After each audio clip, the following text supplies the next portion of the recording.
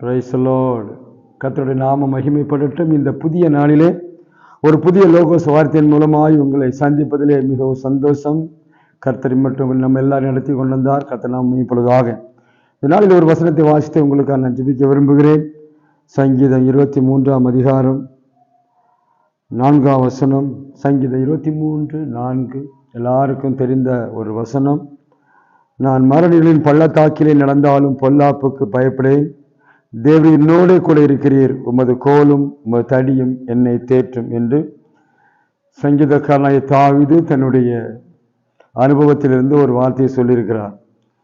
நான் மரணங்களின் பள்ளத்தாக்கில் நடந்தாலும், பாருங்க இதற்கு மேல் நீங்க படிச்சு பார்த்தீங்கன்னா மேய்ப்பனுடைய ஒரு சங்கீதம். அவன் ஆடுகளை மேய்த்து கொண்டிருந்தபடியினாலே மேய்ப்பர்களுக்கு என்னென்ன செய்வாங்க, மேய்ப்பர்கள் என்ன செய்வாங்க, அந்த மேய்ப்பனுடைய கான்டெக்ட்லயே பேசுகிறார். கர்த்தர் நான் ஆடுகளை மேய்க்கிறேன், கர்த்தர் என்னை மேய்க்கிறார். கர்த்தர் மேய்ப்பராக இருக்க பின்னாலே நான் தாழ்ச்சியடைய மாட்டேன். என் ஆடுகளை நான் விட மாட்டேன். என் ஆடுகளுக்கு நான் நல்ல ஆகாரம் கொடுக்கிறேன், புல்லையும் தண்ணீரையும் கொடுக்கிறேன். அதே போல கர்த்தர் எனக்கு மேய்ப்பராக இருக்க என்று கம்பேர் பண்ணி பேசுகிறாரு. அப்போ பேசும் பொழுது நான் மரணத்தின் பள்ளத்தாக்கிலே நான் நடந்தாலும் நான் என்ன செய்ய மாட்டேன், பொல்லாப்புக்கு பயப்படவே மாட்டேன். தேவன் என்னோடு கூட இருக்கிறீர், உமது கோலும் தடியும் என்னை தேற்றும். ஆண்டவர் நம்மோடு இருந்தால், பாருங்க ஒரு மேய்ப்பன் ஆடுகளை கூட்டிக் கொண்டு செல்வான். ஆடுகள் கூட்டிக் கொண்டு செல்லும் போது மேய்ப்பன் முன்னாடி போவான், ஆடுகள்லாம் பின்னாடி போகும். போயிட்டே இருக்கும்போது ஆடுகளுக்கு என்ன தேவை என்பதை அறிந்து முதலாவது புல்லு உள்ள இடங்களிலே கூட்டிட்டு போவான், நல்ல புல்லை மேயும். பின்பு அமர்ந்த தண்ணீர் அண்டல கொண்டு போவான், தண்ணி குடிக்கும். இந்த ஆடு வேலை புல்லை மேயலும் தண்ணீர் குடிக்கணும். புல்லு என்பது வசனத்தை குறிக்குது, தண்ணீர் என்பது பரிசுத்த ஆவியை குறிக்கும். அது மனுஷனுக்கு. ஆனால் ஆடுகளுக்கு புல்லுன்னா புல்லு தான். அந்த புல்லை அவங்க சாப்பிடும். அப்புறம் தண்ணி குடிச்சிட்டு அமைதியாக படுத்து அசை போடும். சோதரம் அப்படி அது செய்யறது வேலை. அந்த மேய்ப்பனுடைய வேலையை அதுதான். அவன் ஆடுகளை மேய்த்து அதை பலி பெருக பண்ணுவான். ஆனா இந்த தாவீது என்ன சொல்லுகிறான், நான் ஆடுகளை மேய்த்து எப்படி பலி பண்ணும், அதே போல எப்படி நான் பாருங்க அந்த ஆடுகளை எப்படி கேர் பண்றோம், அதே போல கர்த்தர் என்னை கேர் பண்றாரு. அவர் கையில இருக்கிற கோலும் தடியும் என்னை தேற்றும். ஏன்னா ஒரு கோல் ஒன்று வச்சிருப்பான் மேய்ப்பான். அவன் எப்போ கோல் நீளமா இருக்கும், தடி சின்னதா இருக்கும். இந்த ஆடுகள் எங்கேயும் எழுது போறோம் வலது போறோம் மற்ற தோட்டத்துக்கு எல்லாம் போகாம பார்த்துக்கிட்டு அவன் கூட்டி கொண்டே போவான். சில ஆடுகள் என்ன செய்யும்னா அது எப்போ பார்த்தாலும் பாருங்க, ஆடுகள் அப்படியே வேலி தூக்கி பார்த்துட்டு நிற்கும், ரெண்டு காலை மேலே போட்டு நிற்கும், பார்த்துட்டு அங்கே என்ன இருக்குன்னு பார்க்கும், அடங்காம சரி ஜம்ப் அடிச்சிடும். இப்படிப்பட்ட ஆடுகளை அவன் காலை ஒடிச்சிடுவான், ஒடிச்சு அது தோலை தூக்கி போடுவான். ஏன்னா அந்த ஆடுகள் நல்லா இருக்கணும்னு காலை ஒடிச்சு கட்டு போட்டு தூக்கி போயிட்டு இருப்பான், தோல்ல போட்டிருப்பான். மற்ற இன்னொரு கோலை வச்சிருப்பான். அவன் ஆலமரம் வரும்போது எல்லா தலைகளை இழுத்து கொடுத்து அவளுக்கு சாப்பாடை கொடுப்பான். இதுதான் அவன் மேய்க்கிற விதம். அதான் கோலும் தடி என்னை தேற்றும் சொல்லப்பட்டிருக்கிறது. அதே போல கர்த்தர் என்னை தேற்றுகிறார். அதனால நான் மரண பள்ளத்தாக்கு நடந்தாலும் நான் எதுக்குமே பயப்பட மாட்டேன் என்று அவன் சொல்லுகிறான். பாருங்க, மரண பள்ளத்தாக்கு சுத்தி பிரச்சனைகள், பாருங்க சுத்தி அவனை சுத்தி பிரச்சனைகள். எந்த பிரச்சனை வந்தாலும் கர்த்தர் காக்கிறோம். இன்றைக்கு நமக்கு அதே போல ஒரு பிரச்சனை இருக்கலாம். நீங்கள் ஆண்டவர் பார்த்துட்டு இருக்கீங்களா, அந்த ஆண்டவர் உங்களுக்கு அப்படிப்பட்ட காரியங்களை செய்ய நீங்க ஒப்புக்கொள்ளுங்க. இந்த கால வேளையில கர்த்தர் உங்களை என்ன செய்வார், சூழ பாளையம் இறங்குவார். அவர் சூழ பாளையம் இறங்கி நமக்கு பயந்துகளை விடுவிக்கிற ஆண்டவர் 34 சங்கீதத்தில் வாசிக்கிறோம். அப்படியானால் இந்த ஆண்டவரை குறித்து படிக்கும் போது கர்த்தர் சொல்ல பாருங்க, யோவான்ல படிக்கிறோம், நானே நல்ல மேய்ப்பன், நல்ல மேய்ப்பன் ஆடுகளுக்காக ஜீவனை கொடுக்கிறார். சோதரம் அப்படியானால் ஒரு நல்ல மேய்ப்பனுக்கு கீழே இருக்கிற ஆடுகளாய் கர்த்தர் இன்றைக்கு நம்ம மாற்றணும். நம்மளே மேய்ச்சிக்க போறாரு. கர்த்தர் நம்மோடு பேசணும், கர்த்தர் நம்மோடு இடைப்படணும், கர்த்தருடைய வாக்கியத்துக்கு முக்கியத்துவம் கொடுக்கணும். கர்த்தருடைய வார்த்தை இன்னைக்கு என்ன சொல்லுகிறது என்று கேட்டு நடக்க வேண்டும். அவர் கண்டிப்பு உள்ள தேவன். பாருங்க, நமக்கு மேல கரிசனை உள்ள தேவன். நம்ம நன்றா இருப்பதற்கு நம்ம என்ன செய்யறாரா, இந்த ஆடுகளை எப்படி மேய்க்கிறோம் நடத்துறானோ அதே போல, அதனால சொன்னா நல்ல மேய்ப்பன். அது போல கர்த்தர் மேய்ப்பராக இருக்கிறார். அது பாருங்க, அது மாத்திரம் இல்லை, அவர் கீழே படிக்கும் போது சத்துருக்களுக்கு ஒரு பந்தி ஆயத்தப்படுத்துவார். என் தலை எண்ணெயால் அபிஷேகம் பண்ணுவார். நான் என்ன செய்வேன், நீடித்த நாட்களா இருப்பேன், கர்த்தர் வீட்டில இருப்பேன், கர்த்தரோடு இருப்பேன்னு சொல்றான். அப்படியே நான் ஒரு ஆடு எப்படி பாதுகாப்பா இருக்குமோ அந்த பாதுகாப்பு எனக்கு கர்த்தர் கொடுக்கிறார். அப்படின்னாலே நான் கலக்கம் அடைய மாட்டேன். அவரின் மேய்ப்பரால் நான் தாழ்ச்சி ஒரு நாளும் அடைய மாட்டேன். நான் எங்க மரணம் பள்ளத்தாக்கல எனக்கு எவ்வளவு பிரச்சனை வந்தாலும் எவ்வளவு கஷ்டம் வந்தாலும் துன்பம் வந்தாலும் இருப்பேன் தாவி சொன்னது போல இன்னைக்கு நம்மால சொல்ல முடியுமா?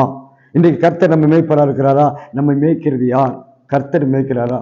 இல்லை உலகத்துல எவ்வளவு காரியங்கள் இருக்கு. சிலவங்களை பிசாசு தான் மேய்ச்சிட்டு இருக்கிறான்.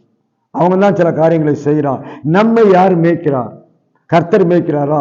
அப்படி கர்த்தர் மேய்ப்பாரானால் நமக்கு ஒரு குறையும் இருக்காது. மரண இருளிலும் பள்ளத்தாக்கில் நடந்தாலும், பிரச்சனையின் பள்ளத்தாக்கில் நடந்தாலும், கஷ்டத்தின் பள்ளத்தாக்கில் நடந்தாலும், வேதனையின் பள்ளத்தாக்கில் நடந்தாலும் நாம் பொல்லாப்புக்கு பயப்பட வேண்டிய அவசியம் இல்லை. கர்த்தர் நம்முடைய கரங்களை பிடிச்சு தூக்குவார். அவரை தூக்கி நிறுத்துகிற ஆண்டவர், எல்லாருக்கும் முன்பாக தலையை உயர்த்துகிற ஆண்டவர். ஏனென்றால் அவர் ஒரு நல்ல மேய்ப்பன் என்று சொல்லி சங்கீதக்காரன் சொல்லுகிறான். சங்கீதக்காரன் மேய்த்து கொண்டிருக்கும் போது பாருங்க, அவன் ஆடை பத்தி ரொம்ப கரிசனை உள்ளவன்.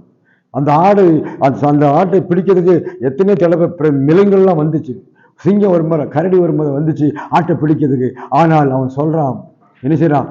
கரடி வாயிலிருந்து துரத்தி அந்த ஆட்டை மீட்டு கொண்டு வந்தான்.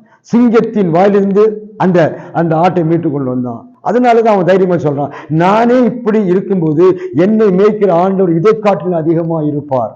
அதனாலதான் அவரின் மேய்ப்பரா இருக்கிறாரு. அது மாத்திரமில்லை, அவர் நான் மறுபடியும் பழுதாக்கி நடந்தால் பாருங்க, சில சமயங்கள்ல நம்ம மாட்டிக்கிடுவோம். பயங்கரமான பிரச்சனை இல்லை, கவலைப்படாதீங்க. கர்த்தர் சொல்கிறார், நீ மறுபடியும் பழுதாக்கி நடந்தாலும் நீ பொல்லாப்புக்கு பயப்பட மாட்டாய். கர்த்தர் உன்னோடு இருந்தால் நீ பலசாலியாய், நீ மறுபடியும் தப்பித்து வருவாய், உன்னை தூக்கி விடுவார். எல்லாம் சொல்லிடுவாங்க, இது அவ்வளவுதான் போச்சுன்னு சொல்லுவாங்க. நீ நம்பாத.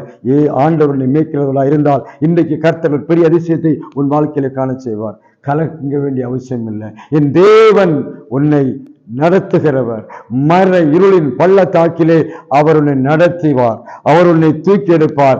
தேவரீர் நம்மோடு இருக்கிறவர். அவருடைய கோலும் தடியும் நம்மை தேற்றும். அவருடைய வசனங்கள் நம்மை தேற்றும். அவருடைய ஆவியானவர் நம்மை தேற்றுகிறவராக இருக்கிறார். இந்த காலைவெளியில எல்லாரும் கைவிட்டுட்டாங்களா? எல்லாரும் உங்களை கைவிட்டு புறம்பே தள்ளி விட்டார்களா? எந்த மதிப்பு மரியாதை இல்லையா? எல்லாரும் உங்களுக்கு விரோதமாக இருக்கிறார்களா? ஒன்று கவலைப்படாதீர்கள், என் தேவன் உங்களோடு இருக்கிறார். என் பக்கத்தில் பாருங்க, 93 படிக்கிறோம். பக்கத்தில் 1000 பேரும், என் வலதுபுறத்தில் 10000 பேர் விழுந்தாலும் அது என்னை அணுகாது. என் கண்களால் மாத்திரம் பார்த்து துன்மார்க்கருக்கு வரும் பலனை காண்பேன் என்று சங்கீதக்காரர் சொல்றார். மேனுளே, இப்படிப்பட்டதான வார்த்தைகள், ஆசீர்வாதமான வார்த்தைகள் இன்றைக்கு கடந்து வருகிறது. அவர் உங்களை நம்ம யார் மேய்க்கிறார் என்றுதான் முக்கியம். நம்ம யார் மேய்த்து கொண்டு இருக்கிறார்? சிலவங்க பணம் தான் மேய்க்கும். நம்மளை பணத்துக்காகவே இருப்பாங்க, பணத்துக்கு பின்னாடி போவாங்க. இந்த நாட்களில் ஒப்புக்கொள்ளுங்க, கர்த்தருக்கு பின்னாடி போங்க. கர்த்தருக்கு பின்னாடி மேய்ப்பன் முன்னாடி சொல்லுவான், இந்த ஆடுகள்லாம் பின்னாடி போகும். அவன் சத்தத்துக்கு செவி கொடுக்கும். இன்றைக்கும் அதே போல நம்முடைய வாழ்க்கை கர்த்தருடைய சத்தத்துக்கு செவி கொடுத்து அவருடைய வார்த்தையின்படியே நடந்தால் நீங்க ஒரு நாளும் வெட்கமடைய மாட்டீர்கள். ஒரு நாளும் உங்களுக்கு பிரச்சனை வராது. எப்படிப்பட்ட பிரச்சனை இருந்தாலும் ஜெயம் கொடுக்கிற தேவன் நம்மோடு இருக்கிறார். இந்த தாவீது சொன்னது போல சொல்ல முடியுமா? மரண பள்ளத்தாக்கு நடந்தாலும் பொல்லாப்புக்கு பயப்படேன், தேவன் என்னோடுக்குள்ள இருக்கிறீர், உமது கோலும் தனியும் என்னை தேற்றும். ஒப்பு கொடுப்போமா? எல்லா கண்களையும் முடிச்சோம். பரலோகத்தின் பிதாவே நன்றி செலுத்துகிறோம். வேளையிலே கர்த்தாவே, அப்பா, எங்களுடைய பிரச்சனைகள் மத்தியிலே நீர் பெரியவராயிருந்து நாங்கள் மரண பள்ளத்தாக்கில் நடந்தாலும் பொல்லாப்புக்கு பயப்படாதபடி இருக்கிற நல்ல பிள்ளைகளாய் மாற்றோம். நீர் எங்கள் மேய்ப்பராய் இருக்க ஸ்தோத்திரம். கர்த்தரின் மேய்ப்பராய் இருந்து அப்படி செய்யும்படி எங்களை ஒப்புக் கொடுக்கிறோம். இதை கேட்கிற பார்க்கிற பிள்ளைகளை அப்படி நடத்துவீராக. இந்த காலைகளில் ஒரு புதிய ஆசீர்வாதத்தால் நிரப்புவீராக. எவ்வளவு பெரிய மரண பள்ளத்தாக்கு இருந்தாலும் பொல்லாப்புக்கு பயப்படாமல் எழுந்து நிற்கத்தக்கதாய் உதவி செய்யும். ஆசீர்வதியும். தாழ்த்தும் நகரங்களை ஒப்புக் கொடுக்கிறோம். இயேசு நாமத்தில் ஜெபிக்கிறோம் பிதாவே, ஆமென். கர்த்தர் உங்களை ஆசீர்வதிப்பாராக. கர்த்தர் உங்களுக்கு முன்பாக செல்கிறவர். நாம் முன்பாக ஆளு மேய்க்கிற முன்பாக போகும்போது, மேய்ப்பன் போகும்போது ஆளு பண்ணது போல நான் கர்த்தருக்கு முன்னாடி போகட்டும், நான் பின்னாடி போவோம். எல்லாத்தையும் சரிப்படுத்துவார். உங்கள் பிரச்சனை எல்லாம் மாற்றுவாராக.